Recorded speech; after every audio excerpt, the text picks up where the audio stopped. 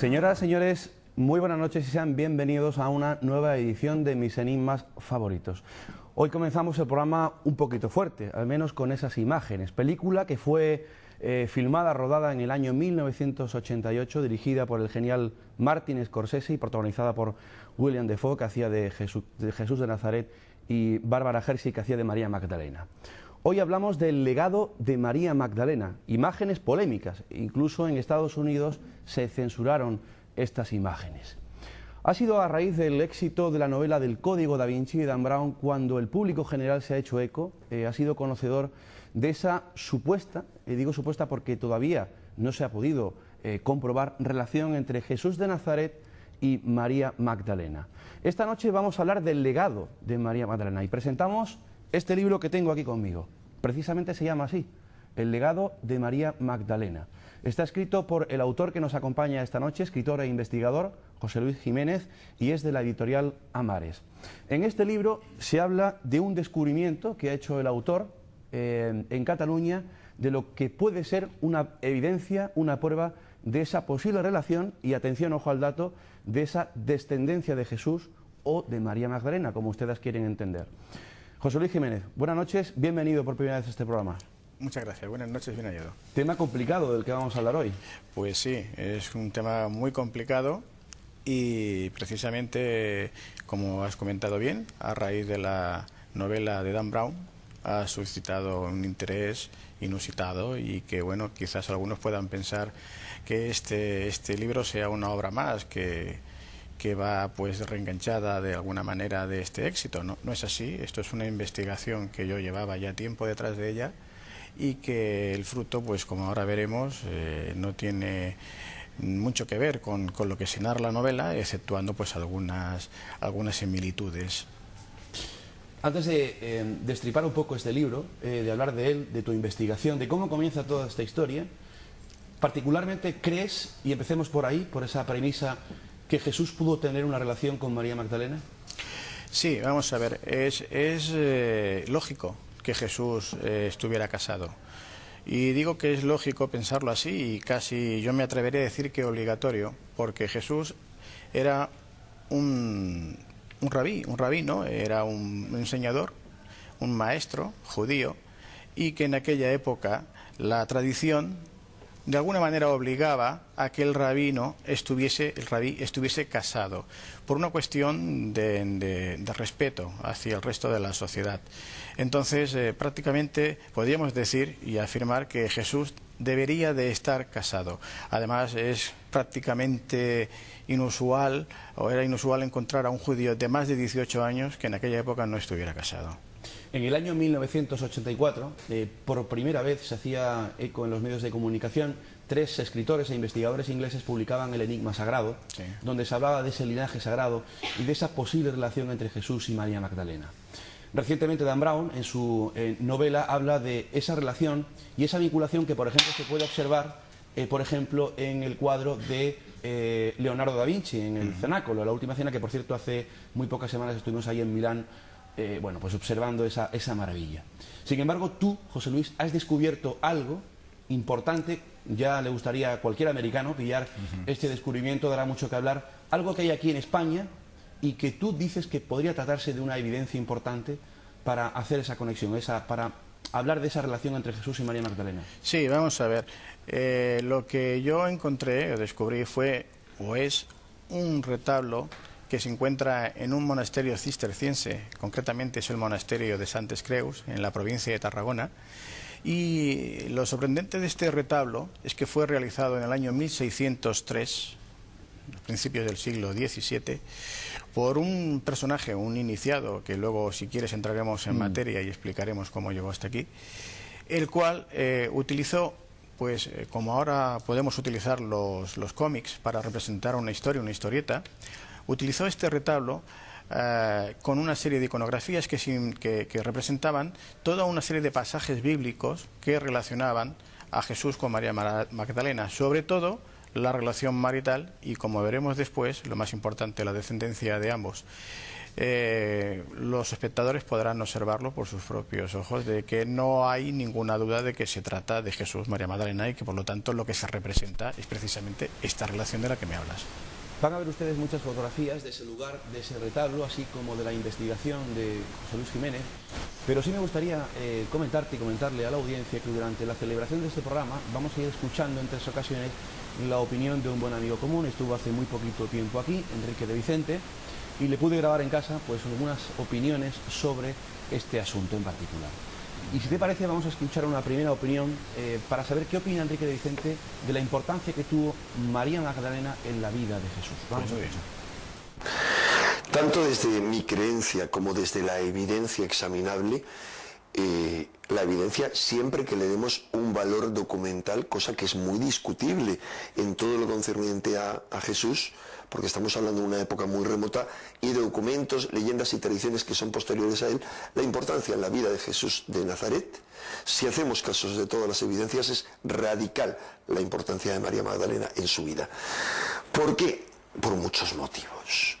Solamente centrándonos en los 4 evangelios canónicos y fundamentalmente en los 3 sinópticos, que son los que se parecen entre sí, porque el de Juan va por su cuenta, el hecho de que María Magdalena o una mujer que parece ser María Magdalena aparezcan todos en ellos como la que recibe las primicias, es decir, la noticia más importante de la creencia cristiana, de la fe cristiana, que Jesús ha resucitado, eso es clave.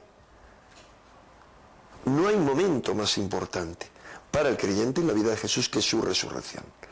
El hecho de que esa mujer aparezca ahí, aunque también el hecho de que esa mujer aparezca con su madre y con otras, pero ella destacada, no después de su madre, sino durante la vida pública de Jesús, muy por delante de su madre, que no se contaba entre sus seguidores, pero María Magdalena sí, era su más cercana seguidora, es definitivo.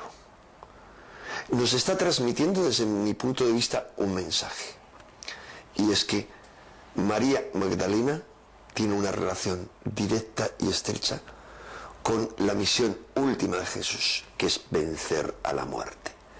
Ella llega a la tumba y encuentra la tumba vacía. Pero en toda una serie de investigaciones psíquicas que hemos hecho muy complejas de explicar, haciendo sintonizar a gente, y a gente muy especial, porque hay gente que sintoniza con determinados personajes históricos, que es capaz, y esto no tiene nada que ver, absolutamente seguro, con la reencarnación, nada que ver, porque mucha gente puede sintonizar con el personaje de María Magdalena y describir cosas fascinantes o con otros personajes, cosas que nos ha costado a personas, no solamente como a mí, sino a José Antonio Campaña, hace muchos años, muchos viajes a Israel para comprobar muchos de esos datos. Y de repente nos encontramos con sorpresas como que María Magdalena pone los dedos encima de Jesús, en el cadáver de Jesús, y el cadáver de Jesús hay un fenómeno extraño y se desvanece, que es lo que ocurre, y aparece una figura luminosa en otro lado. Es como la transmutación última de Jesús. Es donde Jesús, el Cristo, realiza lo que algunos que creemos en él de determinada manera creemos que vino a hacer: vencer a la muerte y abrir una puerta, abrirnos a todos una puerta. José Luis, ¿de acuerdo con él? ¿Añades algo? ¿Quitas algo? Perfectamente de acuerdo. No quita para nada lo que ha dicho Enrique de Vicente al descubrimiento y al mensaje que el autor de este retablo quiere dejar para la posteridad. Y si quieres entraremos en materia por qué lo tiene que hacer de esta manera, y para ello tendríamos que retroceder en el tiempo y conocer un poco la historia de dónde viene esta leyenda del Santo Grial, que en principio... José Luis, tu investigación, tu historia, el legado de María Magdalena, ¿tú la buscas o te llega a ti? Bueno, yo en principio no conocía de María Magdalena prácticamente nada más que lo que conoce la mayoría, o que conocía la mayoría de la gente corriente, de los mortales. Es decir, que según la Biblia y según la Iglesia Católica, María Magdalena era este personaje bíblico que era representado por la prostituta redimida. Mi sorpresa fue cuando, una vez que yo inicio la investigación, porque de alguna manera pues se me incita a ello, a que investigue sobre este personaje, voy descubriendo que el personaje de María Magdalena no tiene nada que ver con esta prostituta redimida, y sí mucho con un personaje muy importante, tan importante casi como Jesús para la cristiandad. María Magdalena, por tanto, no es la prostituta. No, en absoluto. Incluso Eso es un error. Sí, esto es un error que se produjo en el siglo IV, V, un papa, ahora no recuerdo el nombre, quiso interpretar las escrituras a su conveniencia, pues luego entraremos en materia por qué lo hizo así, quizás pues porque la mujer desde el origen de los tiempos no estaba contemplada en igualdad que el hombre, no estaba bien visto, y menos que la cabeza visible de la Iglesia cristiana, y en este caso católica, tuviera que ser una mujer. Entonces, de alguna manera se estuvo manipulando y se manipuló y se adulteró las escrituras, eliminando cualquier rastro que hiciera referencia a María Magdalena. Esto ocurrió en el siglo IV, a partir del Concilio de Nicea, que luego el comentaremos. 325. El 325 después de Jesús. Y hasta el año 1969 la Iglesia no reconoce que efectivamente María Magdalena no era esa prostituta redimida, que no tenía nada que ver. Esto se reconoce en el año 1969. Entonces la Iglesia ya lo hizo. Lo que ocurre que, bueno, es una noticia que no se transmitió a bombo y platillo, y curiosamente yo, al hablar con algún personaje de cierta relevancia de la Iglesia, me sorprendí al ver que no conocían este hecho. ¿Te parece, José Luis, que empecemos a ver fotografías de esta tu investigación y nos vas contando un poco la historia? Vamos a comenzar viendo esas imágenes. Esta es la portada de tu libro, El legado de María Magdalena, editorial Lemares. Sí, ¿Y dónde empieza esta historia? Vamos a ver, la historia me lleva a un monasterio cisterciense, para resumir mucho, puesto que sería muy largo y destriparíamos todo el libro. Me lleva a recorrer un camino que yo reconozco no como el camino de Santiago, sino como el camino de Prisciliano. Fue un obispo hereje que nació en Galicia en el año 340.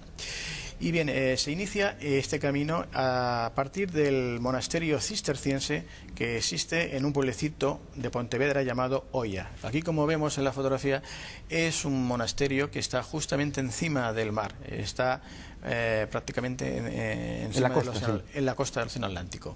En este monasterio yo tenía que encontrar unas evidencias físicas que me iban a poner sobre la pista de lo que tenía que encontrar, que yo no sabía qué era. En principio yo no sabía qué es lo que tenía que encontrar. Aquí tenemos la entrada de la iglesia monacal de este monasterio, que en su interior podemos observar el retablo principal que hay en el altar mayor, y en el que yo había recibido la información de que iba a encontrar esta evidencia.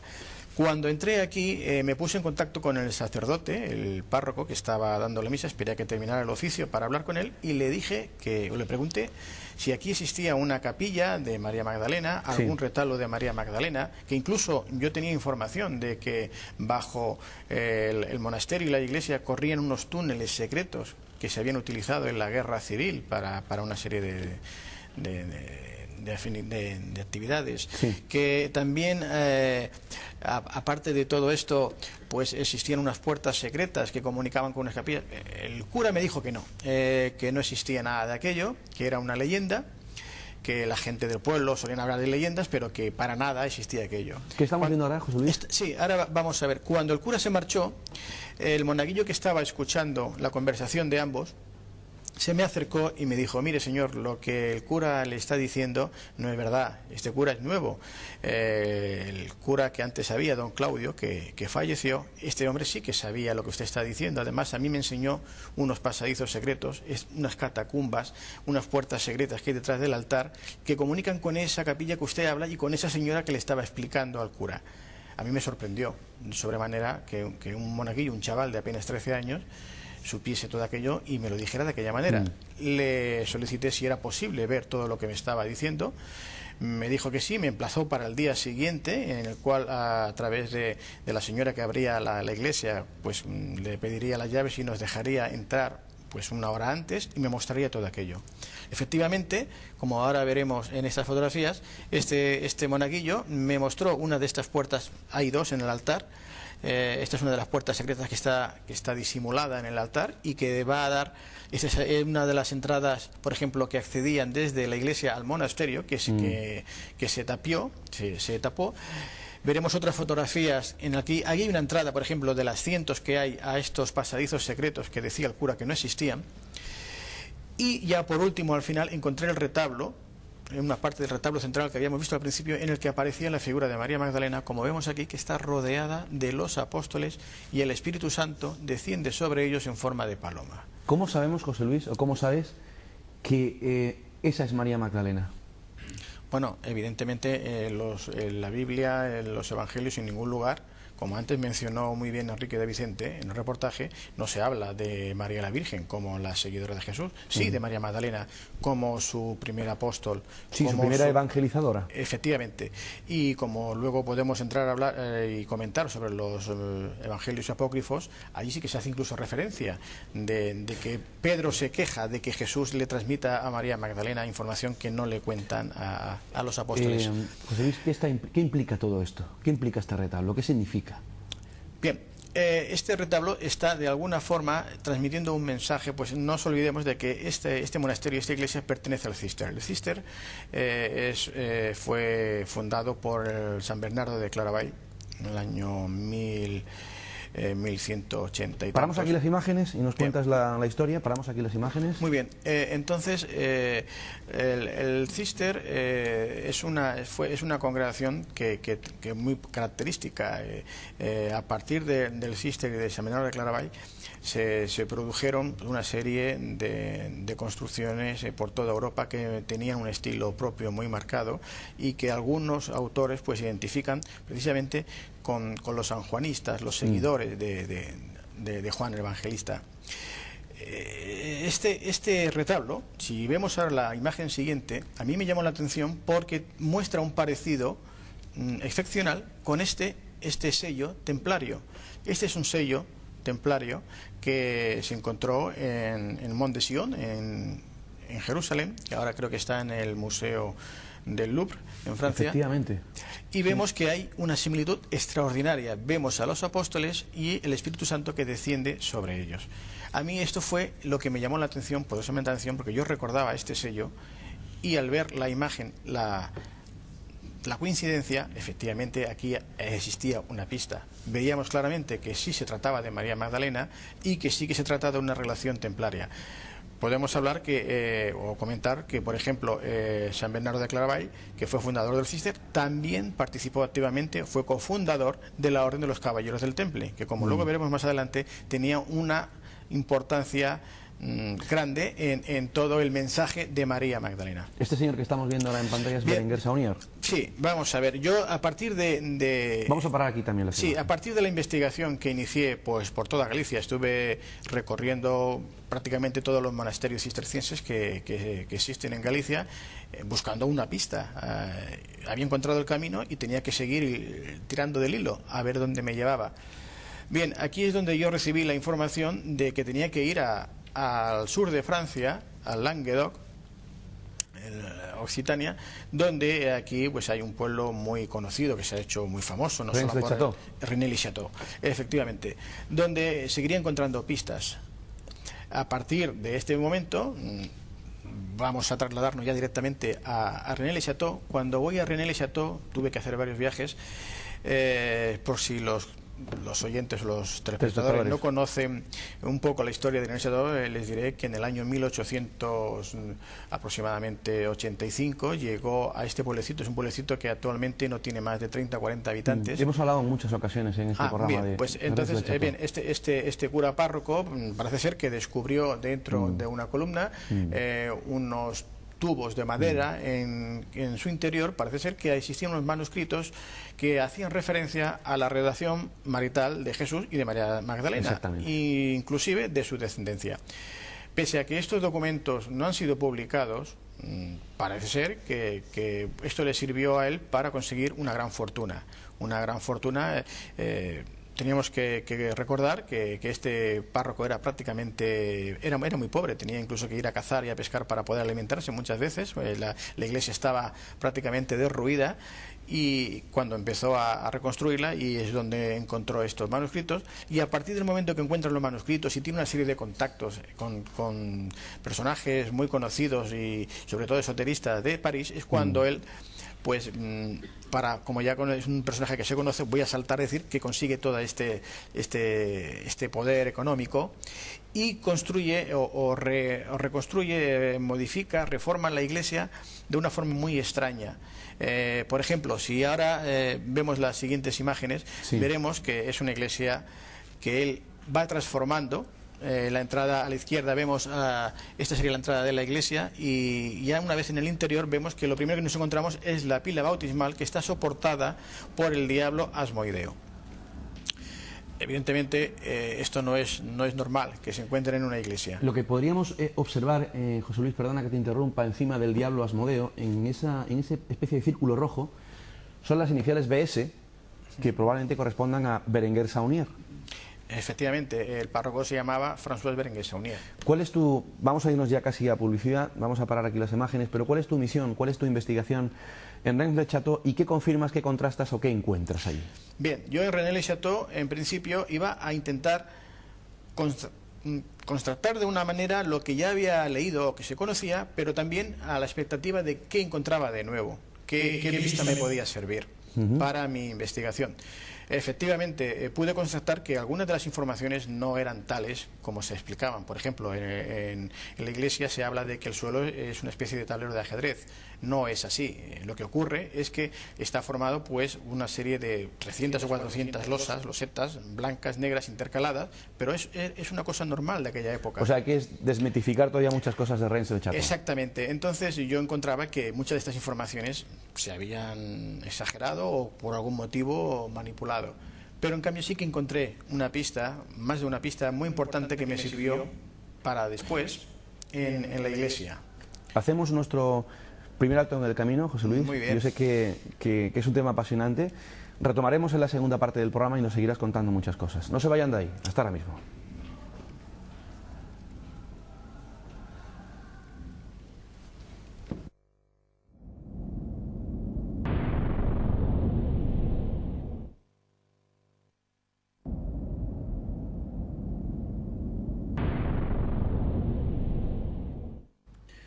Las 11 menos 6 minutos de la noche, estamos en directo desde los estudios de Radio Televisión Benalmádena en el programa Mis Enigmas Favoritos. Hoy hablamos del legado de María Magdalena con el investigador y escritor José Luis Jiménez. Así ha titulado su libro y su investigación. Me van a permitir ustedes, José Luis, voy a leer parte de un artículo que salió en prensa hace unos días. Lo titula La mujer que pudo reinar, refiriéndose a María Magdalena. Dice así: María Magdalena, uno de los personajes más enigmáticos de los evangelios, pudo ser la fundadora del cristianismo en el sentido de que creó las primeras comunidades. Está dentro de lo probable, igualmente, que fuera la esposa de Jesús y por tanto la madre de sus hipotéticos hijos, y desde luego la tradición oral de los primeros años del cristianismo le tenía reservado un papel esencial junto a él. Nada de esto está sacado del Código da Vinci, aunque Dan Brown combina con facilidad los datos históricos con las hipótesis y los disparates, si eso sirve para la trama de su novela. Los estudiosos de la Biblia están descubriendo, mediante una lectura profunda tanto de los evangelios canónicos como de los apócrifos, el verdadero papel de María Magdalena en los 3 años de actividad pública de Jesús y con posterioridad. Un simple dato: en los textos de los 4 evangelios aparece nombrada 17 veces más que la Virgen. Es curioso. Sí, bueno, los datos están ahí. Efectivamente, en los evangelios canónicos se hace referencia a María Magdalena. Y a veces incluso, como he comentado antes, de una forma velada o adulterando los escritos.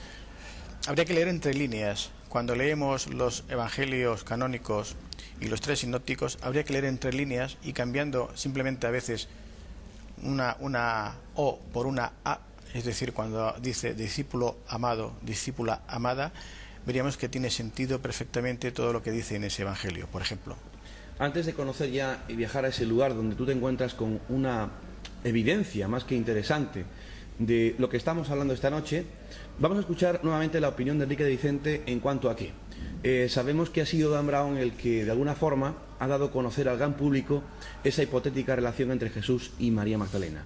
Y mucha gente se ha escandalizado. Conozcamos la opinión de Enrique de Vicente. El único escándalo y la única enfermedad y el único pecado está en la mente de esa gente pobre de espíritu, enferma realmente y pecadora, en el sentido de que ellos entienden la palabra pecado, que llevan el escándalo en su cabeza. Qué cosa más absurda plantearse, aun creyendo que Jesús ya no es un hijo de Dios, sino el hijo único de Dios, Dios hecho hombre. Qué pobreza de mente y de espíritu pensar que si Dios se hace hombre, vaya a vivir todas las vivencias de los seres humanos, incluida una muerte horrible, y se prive de pasar por una experiencia tan bella, tan importante, tan trascendente como el amor, incluso el tener hijos. Digo, incluso yo no creo en esa parte y no creo a la luz de la evidencia y de otras cosas, pero ¿y qué hubiera pasado? Hubiera sido lo normal que Jesús hubiera sido padre.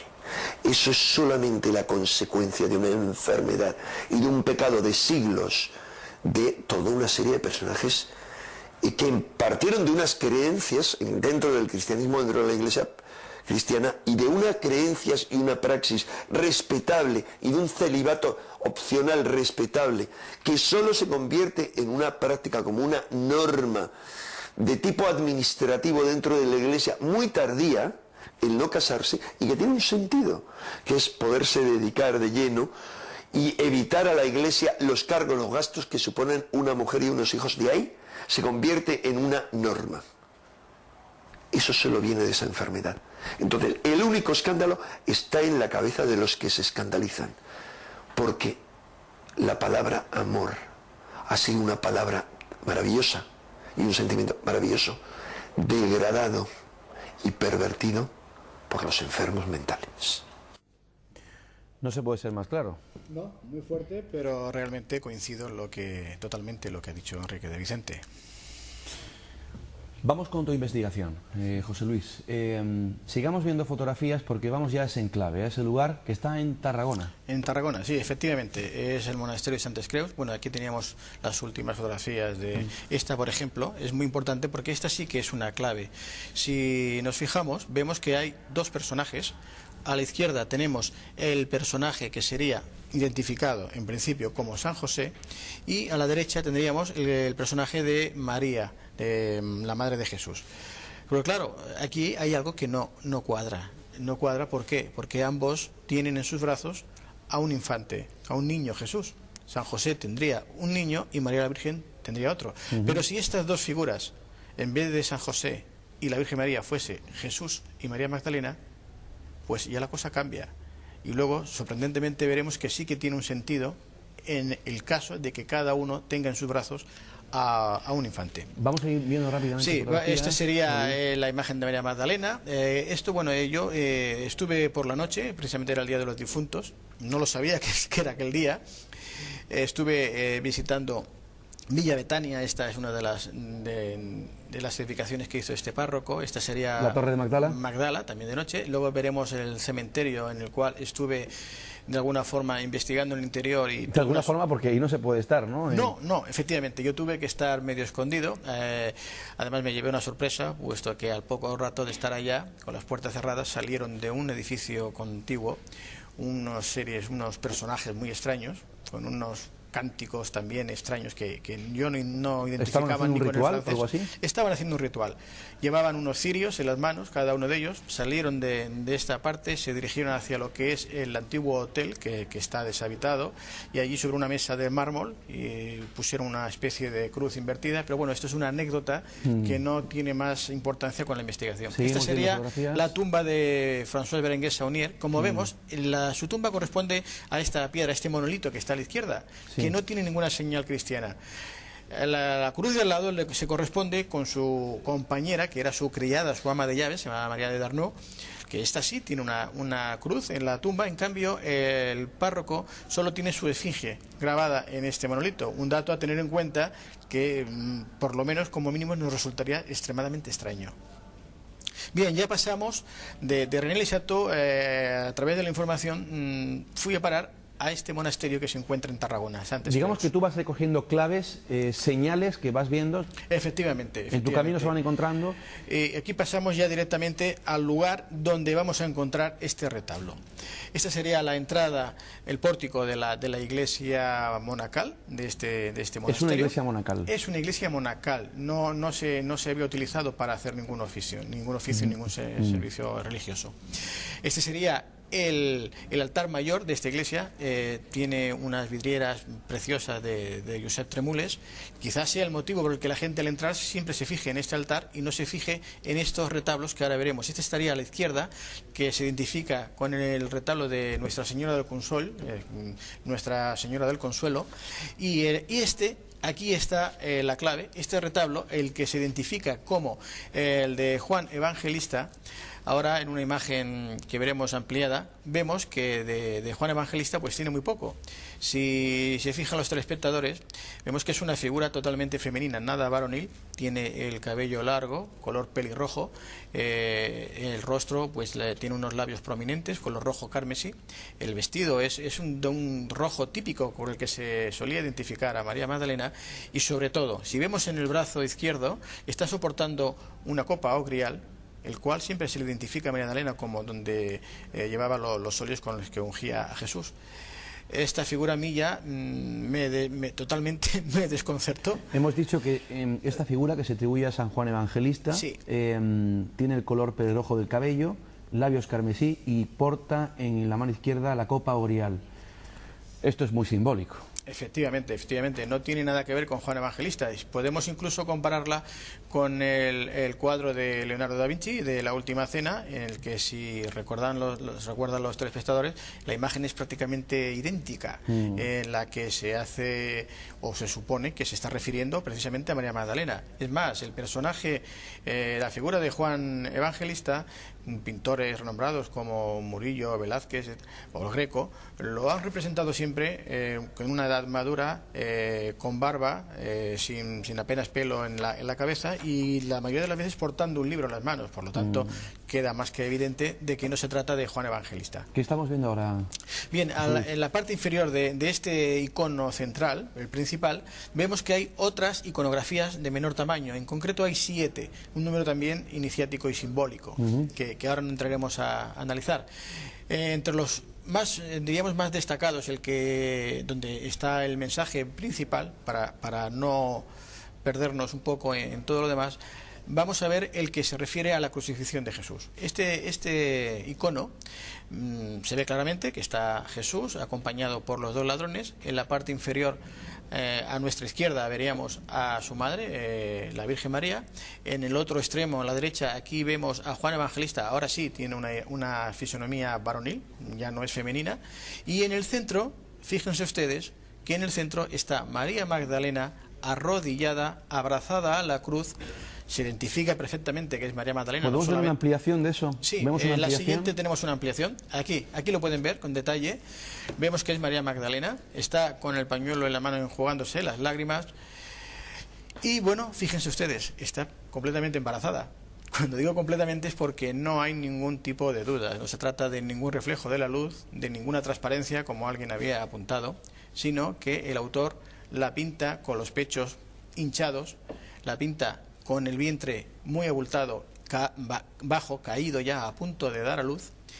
Y además, por si fuera poco, en aquella época los autores tenían la costumbre de marcar a la mujer embarazada con un cíngulo en el pecho, para remarcar precisamente eso, que estaba embarazada, y los pechos resaltarlos como hinchados, que es lo que hace el autor. Además, la pinta en una posición típica de las mujeres orientales cuando van a dar a luz. En aquella época, incluso hoy día, lo suelen hacer. Está en una posición a punto de dar a luz. Por eso la vemos en esta posición. Yo tengo que reconocer, José Luis, y te lo he comentado en la comida, que anoche en casa, viendo las imágenes de estas fotografías del libro, se me vino a la cabeza, es una reflexión que hago en voz alta, no está basada en nada en concreto, simplemente en la observación de la fotografía anterior. Yo le pido a Juan Pedro, nuestro realizador, que volvamos a la fotografía anterior, porque hay un pasaje cuando precisamente está Juan el Evangelista, está María Magdalena y la Virgen María, precisamente en esa cruz, a los pies de Jesús crucificado, Jesús dice: madre, he ahí a tu hijo, hijo, he ahí a tu madre. ¿Pudiera ser que Jesús de Nazaret en ese momento de la crucifixión se estuviera refiriendo a, o le estuviera diciendo eso a María Magdalena? Pues mira, muy buena pregunta, lo hemos comentado y te voy a decir lo mismo. Hasta ahora, hasta el momento de que apareciera este retablo, pues bien, las noticias, las informaciones que teníamos, siempre teníamos que remitirnos a los evangelios apócrifos. Y hay que recordar que los evangelios apócrifos se descubrieron en Nag Hammadi en el año 1945. Es decir, que este retablo, que fue realizado en el año 1603, es una información que el autor nos está facilitando 342 años antes de que la humanidad supiese de esta relación, o esta hipotética relación de Jesús y María Magdalena, y que a través del Evangelio de Felipe, por ejemplo, hace referencia a ella, cuando nos dice: 3 eran las mujeres que siempre acompañaban a Jesús: María, su madre, la hermana de María, su tía, y María Magdalena, que es a su vez su madre, su hermana y su compañera, a la que designa como koinonos. Koinonos es la traducción en griego del arameo, que significaría compañera sentimental. Esto lo tenemos en el momento que encontramos estos manuscritos, que son los evangelios apócrifos, en Nag Hammadi en el año 1945. Tenemos también el evangelio apócrifo de Tomás y tenemos el de la propia María Magdalena. Claro, bien, aquí hay interpretaciones diversas, autores, unos dicen que si se refiere a un tema o a otro. El Evangelio de Felipe nos vuelve a recalcar y nos dice que existe el misterio del Hijo del Hombre, porque Jesús, como todos sabemos, se hacía llamar a sí mismo el Hijo del Hombre, y el misterio del Hijo del Hombre, es decir, que Jesús tenía a su vez otro hijo. Es más, dice, el matrimonio de Jesús y María Magdalena es un matrimonio sagrado, que se diferencia del normal, del común. Y ya para acabar, continúa diciendo: Jesús tiene la facultad de crear, puesto que Dios se la ha dado, y también la de engendrar. Por lo cual, ya con estos escritos, deberíamos de dar por sentado de que efectivamente existía una relación marital. Podríamos referirnos a otros manuscritos.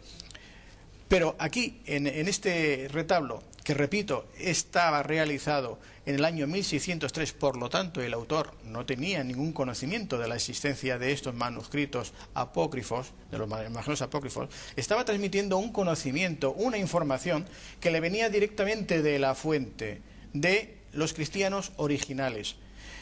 Tendríamos que remitirnos, si hay tiempo y si quieres, por ejemplo, cuando se produce esta escisión en la religión cristiana y por qué llega a este lugar y de esta manera oculta. Claro, es que es la pregunta que se puede hacer el telespectador que no crea en esta teoría. Este pintor pintó aquello en el año 1603, hizo el retablo, pero realmente ¿en qué se fundó? Bueno, este pintor, yo no lo... Sí, evidentemente es un pintor, pero si tuviéramos que catalogarlo, vemos que no es un pintor de altos vuelos, no es un pintor por la calidad de la pintura, no es un pintor profesional, no es un pintor. Entonces, a través de la investigación, lo que sí puede averiguar que se trataba de un hermano lego. Un hermano lego es una figura que existía en este monasterio cisterciense en esta época, y que tenían los privilegios que podían tener los monjes de entonces. Podían asistir a todos los oficios, podían realizar actividades, pero no estaban obligados a realizar ningún trabajo mecánico para la comunidad. Es decir, que tenían tiempo para dedicarlo, como fue en este caso, a dejar un mensaje, como hemos visto, a través de una serie de iconografías. Seguimos viendo fotografías, vamos a ultimar el capítulo de fotografías. De acuerdo. Y tiempo tendremos de reflexionar sobre todo lo dicho. Sí, entonces este autor, además, en esta ampliación del siguiente icono, vemos que quiere dejar claro que María Magdalena es un pariente muy próximo de Jesús, es su esposa. ¿Y cómo lo hace? Pues aquí observamos que hay una serie de personajes. El primero de la izquierda se correspondería con María, la esposa de Cleofás, prima de su madre María la Virgen, por lo tanto tía segunda. El siguiente personaje, que vemos que está inclinado con un turbante, se correspondería con José de Arimatea, que, como expongo en el libro, también tiene una relación familiar con él. Claro, es que la ley judía era muy clara en aquel entonces. Sí, yo quería acabar explicando precisamente los personajes por qué están aquí. El siguiente personaje, aquí ya bueno, no hay ninguna duda, se trata de María Magdalena. Además, el autor, si vemos la corona, tiene una corona, está pintada ya como princesa, como reina, y para que no haya duda que es María Magdalena, la pinta con el grial, o sea, con la copa en el brazo. La siguiente figura que representa sería, aquí otra vez, Juan el Evangelista, sujetando a María la Virgen de los brazos. La siguiente figura que vemos a los pies, sujetando a Jesús de los pies, sería Juana, la hermana de María, la Virgen, y por lo tanto tía de Jesús. Y ya el último personaje que podemos observar en la escalera, yo lo identifico con Nicodemo.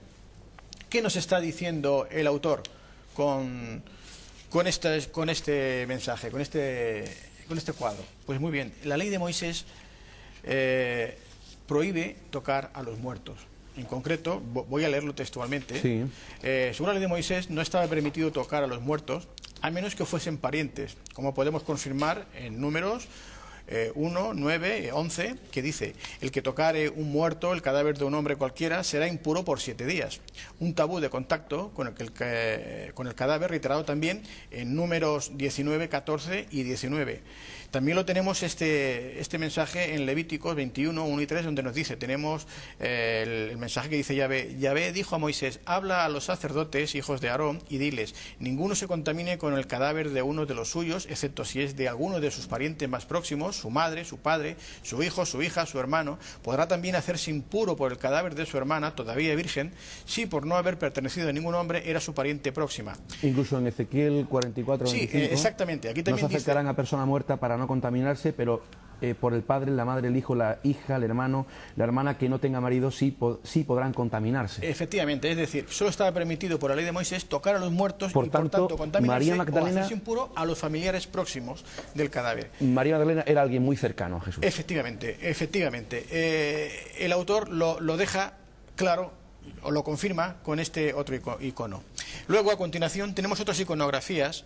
Se ha pasado las primeras, pero aquí es una ampliación en la que vemos a María Magdalena embarazada también, pero en este caso está soportando una carga. Está soportando la carga de la cruz, porque es el grial viviente que ella lleva dentro. Claro, habría que explicar, no lo hemos dicho, pero que la palabra sangrial, que algunos autores identificaban con la copa que José de Arimatea utilizó para recoger la sangre de Jesús cuando estaba en la cruz, otros autores, entre los cuales me cuento yo, creemos que en realidad sangrial quiere decir de sangre real. Real, ¿no? Por lo tanto, sería sangre real. La sangre real que María Magdalena lleva en su vientre. La sangre que es la descendencia de Jesús. Y que en este caso el autor, por motivos obvios, en la época en la que estamos hablando, hay que recordar que estamos en pleno auge de la Inquisición. La Inquisición quemaba vivos a cualquier persona hereje, en este caso llamado así, que no comulgase con la doctrina católica, y por lo tanto aquí tenemos otras imágenes de otras iconografías en las que vemos a María Magdalena también embarazada. El de la izquierda vemos que está con una palma de martirio. En la siguiente creo que está ampliado. Bueno, esta es la ampliación que ya hemos hablado antes, que está con la cruz, una cruz desmedida. Y aquí vemos también que está embarazada y con la palma de martirio. La palma de martirio, ella está como de luto, de negro de luto, y el autor quiere decir que es el martirio que ha sufrido el personaje de María Magdalena a través de la Iglesia, precisamente cuando la ha tratado, la ha tildado de prostituta redimida. ¿Seguimos viendo fotografías? Sí. Este es otra iconografía. ¿Son fotografías hechas por ti? Efectivamente. Este es un retablo que bueno, el telespectador podrá observarlo. Está en un lugar prácticamente en claroscuros, está en la penumbra. Es muy difícil observarlo, darse cuenta del contenido del mensaje. Quizás por ello ha permanecido durante 400 años oculto. Este sería la iconografía en la que nos estaba representando a María Magdalena cuando era princesa. En las siguientes iconografías, por ejemplo, ya vemos el resultado final, es decir, la descendencia. Aquí vemos a María Magdalena perfectamente identificada con el cabello. Si vamos a la siguiente, es una ampliación, que lo veremos mejor. Aquí está. Vemos que es Gemelas. María Magdalena. Sí, efectivamente, es María Magdalena, no hay duda de que se trata de ella, pero en el brazo tiene apoyado a una criatura y otra de la mano, que si observamos por la imagen de ambos, por la forma en que el autor lo pinta, yo deduzco de que se trata de hembras, de niñas y gemelas. Y esto también en base a la cuestión de mitocondrial, de la herencia de la madre, que es la que realmente da el origen de la procedencia. Viendo todo esto, uno se hace muchas preguntas, ¿no? Y Evidentemente. uno intenta recapitular y reflexionar, ¿no? Y digerir toda esta información. Pero imaginemos por un momento que el autor de este retablo, de estas pinturas, quiso acometer una herejía. Que en realidad todo esto es falso, que Jesús no tuvo ninguna relación con María Magdalena, que no tuvo descendencia, y que lo que refleja este autor, el pintor o el que hizo el retablo, es simplemente eso, una herejía, algo que va en contra del dogma, en contra de la fe. Bueno, entonces tendríamos también que pensar lo mismo de los evangelios apócrifos, y en aquel momento, bueno, como he dicho antes, el autor no conocía la existencia de estos evangelios apócrifos. Lo fechó porque está fechado en el año 1603, cuando lo realizó. En esa época, como he dicho antes, la Inquisición perseguía y condenaba castigaba con la muerte, con la pena de muerte, a ser quemado vivo en la hoguera a todo aquel que fuese hereje.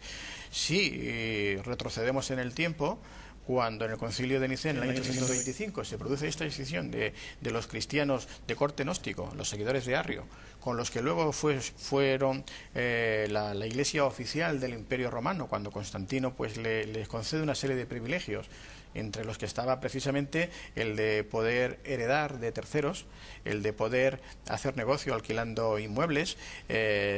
Bueno, todo esto nos llevaba, un motivo que antes apuntó, bueno, uno de los motivos que apuntó Enrique de Vicente cuando dijo el celibato voluntario o opcional. Bueno, aquí no es que fuese opcional, es que prácticamente era obligado, porque en el momento que el obispo no estaba casado, no tiene hijos, al fallecer la herencia ya no pasaba a los herederos, como ocurría antes del Concilio de Nicea.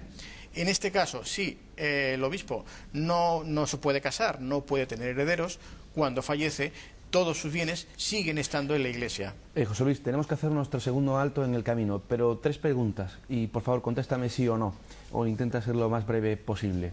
Es cierto que en la época de Jesús a él se le llamaba rabí de Galilea, él era maestro.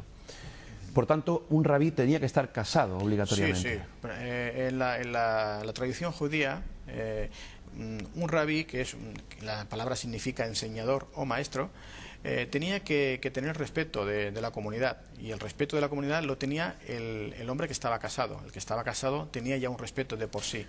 Un rabí no podía serlo si no estaba casado. Para ti, esto que nos has mostrado esta noche es una prueba irrefutable, una evidencia de... A ver, prueba irrefutable... ¿De esa relación de Jesús con María Magdalena? Prueba irrefutable no podemos decir que sea una prueba irrefutable. Sí que es una evidencia física que hasta ahora no se había descubierto, que avala esta leyenda, esta teoría, la avala y tiene tanto valor o más como el que pueda tener un evangelio canónico, que la mayoría de la gente lo acepta más como dogma de fe que como evidencia o prueba. Tenemos que hacer nuestro segundo alto en el camino. Un poquito de información comercial, publicidad, pero volvemos enseguida. No se vayan de ahí, hasta ahora mismo.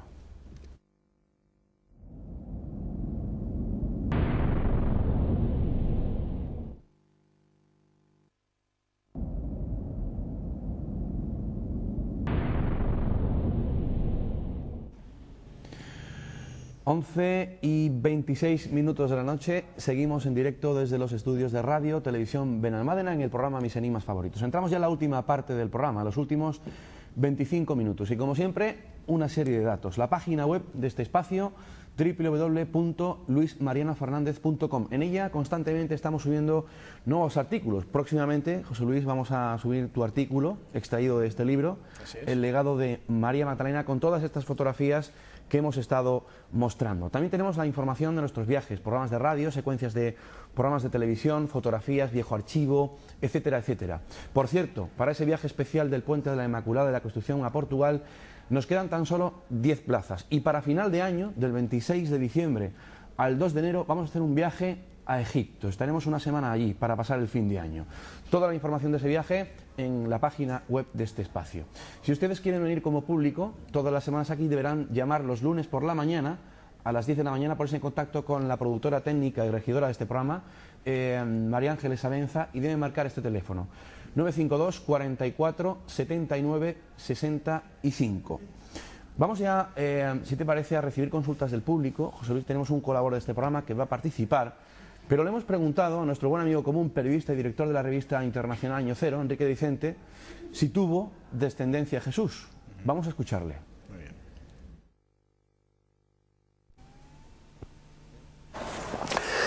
Yo realmente creo que es algo bastante especulativo. Es decir, no tengo ninguna duda que hay pruebas como las que José Luis Jiménez ha descubierto de que en épocas tardías, como en el siglo XII-XIII y en el siglo XVII, porque son dos momentos de eclosión muy importantes de movimientos ligados a esta tradición, hay en el románico, por ejemplo el románico catalán en el siglo XIII, muchísimas evidencias. No hace falta más que nos vayamos al Museo de Arte Nacional de Cataluña y descubrimos que la tradición del grial está ligada a la sangre, está ligada a María Magdalena con toda claridad, o que hay una creencia en que María Magdalena está embarazada y que tiene hijos. Ahora, el que esa creencia exista en el siglo XII, XIII, en el siglo XVII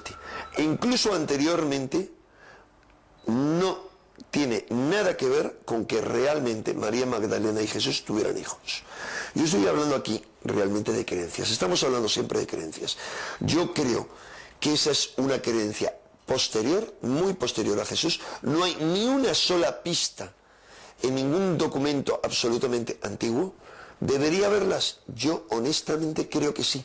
Debería haber cuanto menos un atisbo. Al igual que hay muchos atismos de la relación estrechísima de Jesús con María Magdalena, los hay.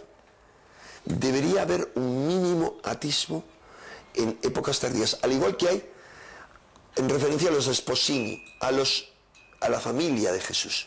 Familia de Jesús en cuanto que eran descendientes de su hermano, el heredero de la casa real suya, Santiago, el jefe de la iglesia de Jerusalén. Sus descendientes están documentados en varios textos, al menos en 3 textos, sobre la historia de la iglesia. Creo que debería haber mínimamente una pista. No la hay. Yo, personal y subjetivamente, creo que porque no tuvieron hijos. Esto nos puede sonar a un enigma. Entonces, ¿qué hicieron juntos? Para mí, y insisto en que hablo de creencias, algo muy importante. María Magdalena acompañó a Jesús en las fases que pudo dentro de su gran proceso de transmutación. La gran obra, la gran transmutación que llevó a cabo Jesús en su cuerpo de hombre, y María Magdalena fue efectivamente el santo grial. Pero es el santo grial no en cuanto a madre solamente, sino en cuanto al grial, el vientre de la mujer, en el cual se transmutan los fluidos alquímicos. Yo no tengo ninguna duda, y me baso en documentos de finales del siglo I, siglo II, siglo III, en toda la tradición gnóstica, de que Jesús y María Magdalena tuvieron una unión sexual. Y tuvieron una unión sexual sacramental, sagrada. La unión en la cual se transmutan los fluidos. La sexualidad es aquello que más esclaviza al ser humano. Es lo que le puede hacer estar más atado a la materia, pero todas las tradiciones espirituales sostienen que es también su mayor herramienta de liberación. A través de la transmutación, de la sublimación, de la elevación de la espiritualidad, es como se puede llevar a cabo la gran obra de transmutación alquímica, y el que Jesús la llevó a cabo es tan claro para los grandes iniciados, los grandes alquimistas, los grandes rosacruces de nuestro tiempo, que gente que no tiene ningún respeto a la Iglesia Católica ni a ninguna de las iglesias, altos iniciados de nuestro siglo, se refieren unánimemente como aquello que consigue el gran iniciado, el que logra la tarea alquímica, como un cuerpo radiante, cuerpo crístico, cuerpo de gloria, cuerpo de resurrección. 3 términos directamente unidos, ligados al gran libertador, a Jesús de Nazaret, y en el que se ignora, como siempre, a la mujer, a esa gran figura que fue María Magdalena. de un hijo espiritual, una transmutación espiritual, a unos hijos materiales va a mucha distancia. Bueno, ahí estaba la opinión de Enrique Vicente. ¿Algo que añadir o algo que quitar? Bueno, él no contradice, yo no entiendo que no contradiga que efectivamente Jesús y María Magdalena tuvieran descendientes. Aunque él personalmente no lo cree. Claro, él dice que no ha encontrado evidencias documentadas. Bueno, yo al principio comentaba de que sí que existen evidencias documentadas. El Evangelio de Felipe nos está diciendo, cuando habla de que existe el misterio del Hijo del Hombre y el misterio del Hijo del Hombre, y de que Jesús tenía la facultad de crear, porque así se le había dado Dios, pero también la de engendrar, nos está diciendo que efectivamente existe este Hijo de Jesús. Y bueno, y que efectivamente es con María Magdalena, puesto que en el pasaje anterior veíamos que nos estaba hablando de María Magdalena como la esposa consorte, la esposa sentimental, o sea, la compañera sentimental de Jesús, cuando la nombran koinonos. ¿Qué ocurre? Bueno, que solamente tenemos, por desgracia, unos pocos manuscritos que se encontraron en Ahmadi en el año 1945, gracias a que un pastor, pues bueno, encontró esta vasija, pero que como ellos desconocían lo que realmente existía ya, utilizaron estos manuscritos para calentarse en el fuego. Fueron quemando cientos de papeles. Solamente se ha podido conseguir estos pocos, lo cual no quiere decir que no existiesen otros escritos, otros manuscritos coetáneos también de los evangelios canónicos y de estos apócrifos, en el que sí que hubiese una documentación mucho más concreta y exacta de esta descendencia, que bueno, él dice en el siglo XII efectivamente y en el siglo XVII a través de estos retablos. Tenemos que decir, y vuelvo a repetir, que ¿por qué se tiene que transmitir la información a través de estos retablos? Porque nadie puede decir, yo tengo este manuscrito, este documento, en el cual se está demostrando o es una certificación de que existe la descendencia de Jesús. Estamos hablando de una herejía que estaba penada con la muerte en la hoguera. ¿Quién es el valiente que va a decir que yo tengo esta información? La transmisión de esta información se tiene que hacer de boca a boca, de boca a oído, o mediante estas especies de iconografías, de retablos, de información pictórica, de una manera un tanto oculta, realizada por un iniciado para iniciados. José Luis, vamos a recibir ahora la opinión de un teólogo, es colaborador habitual de este programa, Gabriel Wildemar, aparte de ser también psicólogo. Buenas noches, Gabriel. Buenas noches. Yo te pido, por favor, te lo he dicho antes, que capacidad de síntesis. Gracias. Por supuesto que no tiene nada de escandaloso que Jesús hubiera conocido el amor y que se hubiera casado. Nada de escandaloso tiene. Y no somos nosotros los cristianos los que hablamos del escándalo. Es el propio Jesús que dice, hay de aquellos por los que entra el escándalo, ¿no? Pero el caso es que la documentación histórica tiene que trabajar sobre documentos, no sobre supuestos documentos que pudieran haberse perdido. Y según la documentación disponible, Jesús nunca se casó. No se habla de su esposa en los textos evangélicos en ningún momento. Tampoco se habla de las esposas de los discípulos. A pesar de que sí se habla, por ejemplo, de la suegra de Pedro, se hablan de los primos de Jesús, se habla de todo tipo de parentescos normales. No es algo que se hubiera censurado, porque como muy bien ha dicho el autor esta noche, es algo que se veía bien, incluso que una persona tuviese, un varón que se dedicaba a la predicación tuviese su esposa. En cuanto a los descendientes, pues bien, hubieran tenido sin duda relevancia en el gobierno de la comunidad cristiana de Jerusalén, pero prueba bien evidente de que no hubo tales descendientes es que hubo que recurrir a Santiago, el hijo de Alfeo, primo de Jesús, y luego a partir de ahí a los hijos de los primos de Jesús, como Judas, Conón, etcétera, para el gobierno de la Iglesia. Qué duda cabe que si hubiera habido una línea directa después de Jesús, hubieran sido ellos sus descendientes, ¿no? No hay nada relacionado con esa tirria que supuestamente se le supone a la Iglesia contra María Magdalena.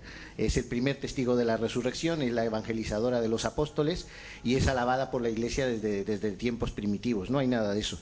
En cuanto a estas fuentes gnósticas, son fuentes gnósticas tardías de los siglos III y IV. Muchas de ellas y también muchos de estos autores que comentan este tipo de cosas confunden a María Magdalena con María de Betania, a la que recibe una enseñanza de Jesús especial, supuestamente, ¿no? Estos textos gnósticos son tardíos, de un contexto no palestino, sin pretensión histórica sino simbólica. Tratar de interpretar el Hijo del Hombre o la capacidad de engendrar del Hijo del Hombre como términos literales es hacer una traición completa a estos textos gnósticos.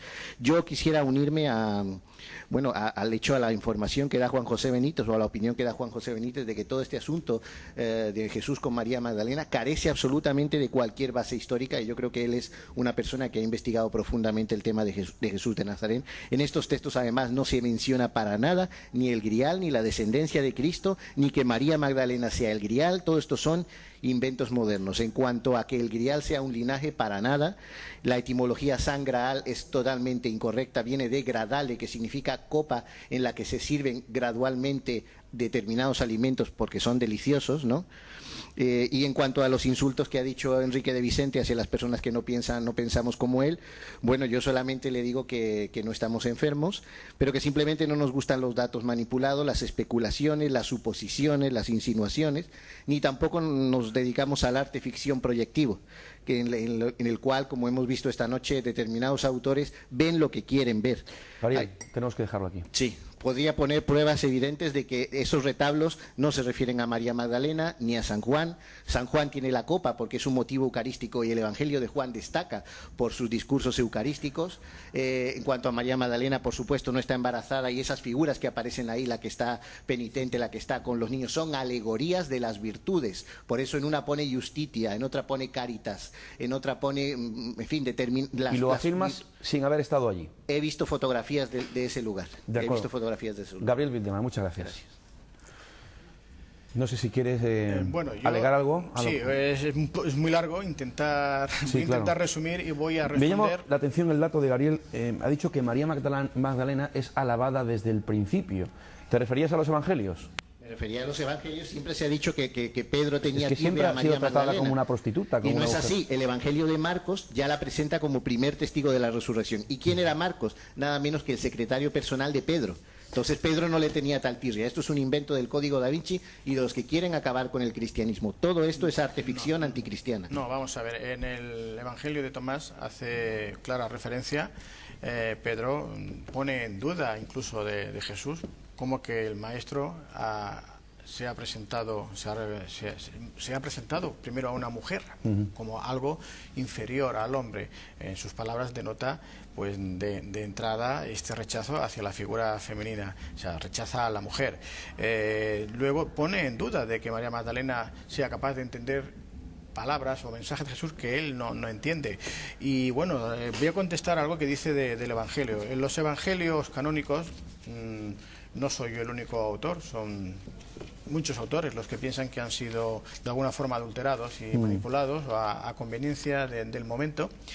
Por ejemplo, tenemos alusiones precisamente sobre la boda de Jesús con María Magdalena en el Evangelio de Mateo, en 9:14, cuando dice: entonces los discípulos de Juan el Bautista vienen a él, refiriéndose a Jesús, y le dicen: ¿por qué nosotros y los fariseos ayunamos muchas veces y tus discípulos no ayunan? Esto ocurrió en Cafarnaún, próximo a la boda. Las bodas en aquellas épocas duraban varios días. Los apóstoles, los seguidores de Jesús, pues parece ser que habían bebido, estaban ebrios algunos y estaban pues por el suelo tal, y el espectáculo pues parecía un tanto bochornoso. Jesús les responde, les dice: ¿pueden los que son de bodas tener luto entre tanto que el esposo está con ellos? Mas vendrán días cuando el esposo será quitado de ellos y entonces ayunarán. En estos versículos Jesús precisamente está confirmando que Él es el novio, el amigo de sus discípulos. Claro, si nos remitimos a que a partir del Concilio de Nicea no interesa que los sacerdotes, los obispos, contraigan matrimonio por la cuestión de la herencia, entre otros casos, porque antes sí, originariamente los obispos estaban casados, tenían esposas, tenían hijos y por lo tanto cuando fallecían los bienes pasaban a los hijos. Esta sería una explicación de por qué no interesa, porque hay muchas más, de que se sepa de que Jesús estaba casado, de que estaba casado con María Magdalena. José Luis Gabriel, hay otro autor, otro escritor que ha escrito el libro La Magdalena, el último tabú del cristianismo. Dice, el asunto no tiene... Se casó María Magdalena con Jesús. Dice, el asunto no tiene trascendencia teológica alguna, aclara Juan Arias, el autor de este libro, pero sin embargo es un tabú para la Iglesia. Es cierto, comenta, que los evangelios no dicen nada sobre una supuesta esposa, pero tampoco lo dicen de las esposas de los apóstoles y se sabe de su existencia. Los evangelios no hablan de lo normal, no se detienen en ello. Lo normal es que los apóstoles estuviesen casados, porque un judío varón contraía matrimonio no después de los 20 años. Si Jesús, a su edad, no estuviese casado, habría sido necesaria alguna explicación pasión por lo excepcional. Efectivamente. Arias, el autor, arriesga incluso la hipótesis, sostenida por otros autores, de que en la boda de Caná, los novios a los que sorprendentemente no se cita en ningún momento pudieron ser Jesús y Magdalena. Así se entendería la presencia de los apóstoles y de la Virgen en la celebración. Efectivamente. Juan Arias, creo que me has comentado, lo dice muy bien. Dice, no es necesario aclarar de que estaba casado, puesto que era algo normal, aceptado. Lo inusual sería que no estuviera casado. Entonces sí que se tendría que hacer una aclaración. ¿Por qué un maestro, un rabí de más de 20 años no está casado? Evidentemente, como tampoco has dicho, no se habla de las esposas de los apóstoles. Además de este pasaje de los apóstoles que acompañan a Jesús, y en este caso Jesús dice que él es el novio, también tenemos otro, no recuerdo ahora exactamente el pasaje, creo que es de Juan 2, en el que nos habla, bueno, el primer prodigio que realiza Jesús cuando convierte el agua en vino, cuando se dirige hacia su madre, la Virgen María, hacia Jesús, para pedirle que falta el vino, que los invitados necesitan que se les sirva el vino, y él insiste en que no ha llegado su hora, que aún no es el momento, hasta que al final accede, y ven, todos conocemos el milagro de convertir el agua en vino.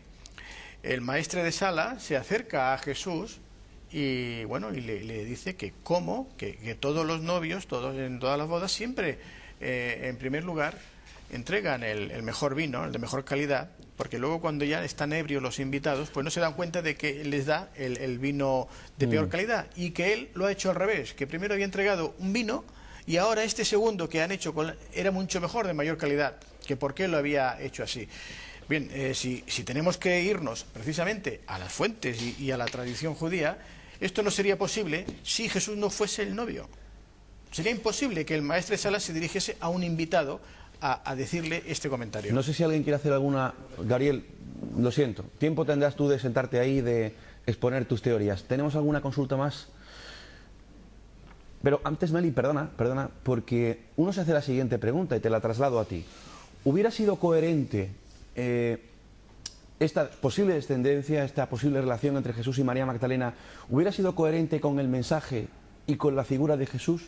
Entendiendo que Jesús, hijo de Dios para muchos, para mí lo es, yo lo conceptúo así, él conociendo su destino, sabiendo que se iba a morir, él iba a tener una relación con una mujer y a tener descendencia. ¿Hubiera sido coherente? Sí, vamos a ver. Yo en la tercera parte del libro, en mis conclusiones, de alguna manera intento aclarar o justificar el porqué de esto que acabas de decir. Jesús no solamente vino a traer el mensaje a través de la palabra, no, el mensaje no era solo la palabra, sino también estaba en su ADN, estaba en lo que él iba a transmitir al resto de la humanidad, para lo que se sirvió de María Magdalena. En el libro narro y explico, valiéndome precisamente de unas investigaciones de un equipo de científicos rusos, y ahora actualmente en laboratorios estadounidenses se está demostrando que así es, que una parte del ADN, un 10%, el que se conoce como ADN basura, que se le llama basura porque la ciencia hasta ahora no sabía para qué servía, ahora están descubriendo que efectivamente esta parte del ADN potencia, desarrolla lo que diríamos las facultades de tipo extrasensorial en el ser humano. Gabriel, José Luis, vamos a recibir una consulta de Meli. Meli, buenas noches. Buenas noches. Yo con respecto a María Magdalena quería poner una nota, que siempre miramos lo que es el padre, se supone, de estos niños que tuvo la descendencia de María Magdalena. Pero, por ejemplo, un arzobispo dominico de Génova, Santiago de la Vorágine, en el siglo XIII, escribió un libro que se llama La leyenda dorada, y en ella describía a María Magdalena como heredera de un linaje real sagrado de Israel, por parte de la madre. Y los merovingios siempre dijeron que eran descendientes de María Magdalena. Incluso este arzobispo dice que estaba prometida a Juan el Evangelista, que se rompió el compromiso porque Juan se fue con Jesús. Y bueno, siempre habría que mirar también que si ella era del linaje sagrado, a lo mejor tiene también una parte importante, y por eso este lío, yo que sé, que se forma alrededor de esta mujer. Gracias, Mary. Bueno, desconozco estos datos. Sí que sé que hay muchas hipótesis al respecto de que si María Magdalena había estado primero no con Juan Evangelista, sino con Juan el Bautista. Hay muchas hipótesis y he oído de todo.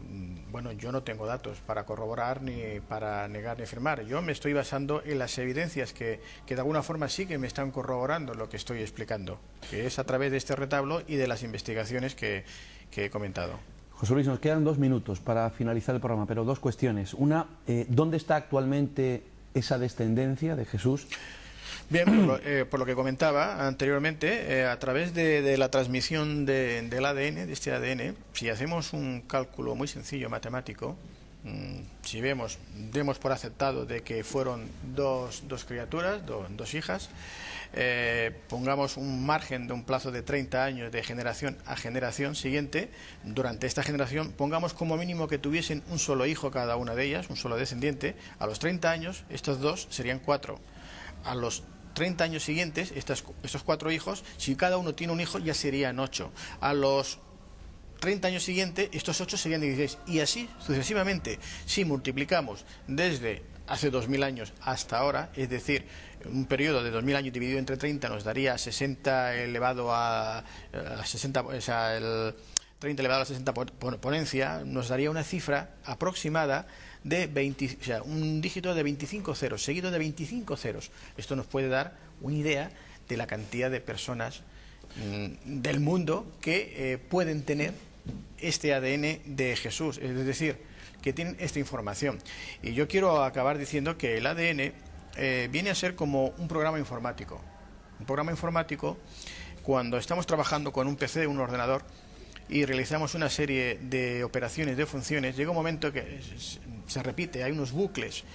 En un determinado momento, al cambiar esta opción, este bucle, se produce un cambio y el programa hace otra función. En este caso vendría a ser lo mismo. El ADN actuaría como un programa informático y a través de determinadas generaciones, un número X de generaciones, se produciría esta transformación del ser humano, del hombre actual, del Hijo del Hombre al que Jesús se refería. José Luis, rápidamente, ¿cuál ha sido esa noticia que ha sacado el Vaticano esta semana o la anterior? Sí, a mí me ha sorprendido, y me ha sorprendido gratamente. Aquí la podemos ver, que ha salido esta semana una noticia del Vaticano en el que el cardenal Javier Lozano Barragán, que es el presidente del Consejo Pontificio para la Salud, lo que podría calificarse como el ministro de Sanidad del Vaticano, asegura que en el ADN podemos encontrar la Santísima Trinidad. ¿En el ADN? En el ADN. O sea, a Dios Padre, al Espíritu Santo... Sí, bueno, aquí, claro, habría que profundizar exactamente qué es todo lo que quiere decir este cardenal. Pero bueno, de todas formas, la primera lectura que a mí sí me viene a la cabeza, que efectivamente el ADN, si contiene la Santísima Trinidad, quiere decir que contiene a Dios. Si dentro de nosotros tenemos a Dios, el hombre no deja de ser también un Dios. José Luis Jiménez, investigador y escritor. Gracias por haber venido a este programa, por contarnos toda esta historia. Intentaremos que las cámaras de Radio Televisión Benalmádena filmen esos retablos. Iremos a Tarragona contigo, de tu mano. Felicidades por el legado de María Magdalena, ya en puertas la 3ª edición. Y que ha sido un placer tener en este espacio. Muchas gracias a vosotros, el placer es mío.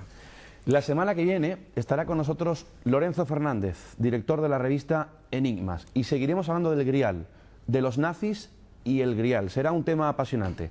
Un abrazo muy fuerte de todo el equipo de este programa. Nos vemos dentro de una semana. Que sean felices. Buenas noches.